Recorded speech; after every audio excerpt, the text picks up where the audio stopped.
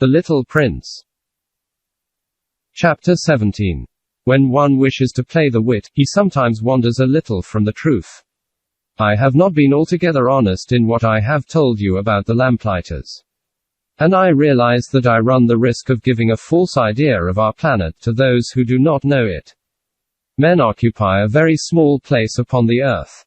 If the 2 billion inhabitants who people its surface were all to stand upright and somewhat crowded together, as they do for some big public assembly, they could easily be put into one public square 20 miles long and 20 miles wide. All humanity could be piled up on a small Pacific islet. The grown-ups, to be sure, will not believe you when you tell them that. They imagine that they fill a great deal of space. They fancy themselves as important as the baobabs. You should advise them, then, to make their own calculations. They adore figures, and that will please them. But do not waste your time on this extra task. It is unnecessary. You have, I know, confidence in me. When the little prince arrived on the Earth, he was very much surprised not to see any people. He was beginning to be afraid he had come to the wrong planet. When a coil of gold, the color of the moonlight, flashed across the sand.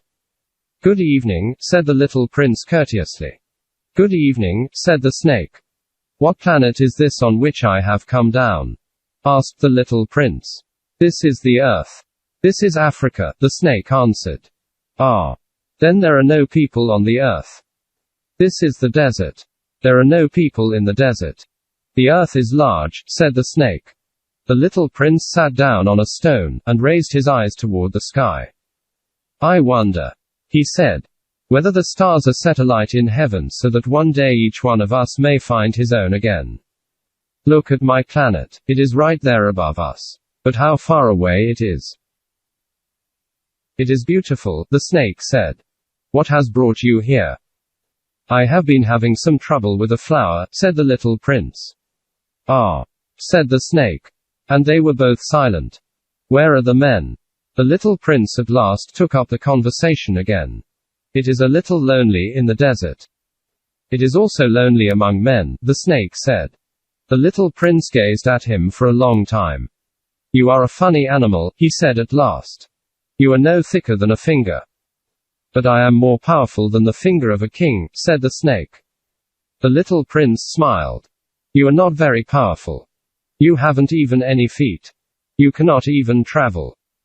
"I can carry you farther than any ship could take you," said the snake. He twined himself around the little prince's ankle, like a golden bracelet. "Whomever I touch, I send back to the earth from whence he came," the snake spoke again.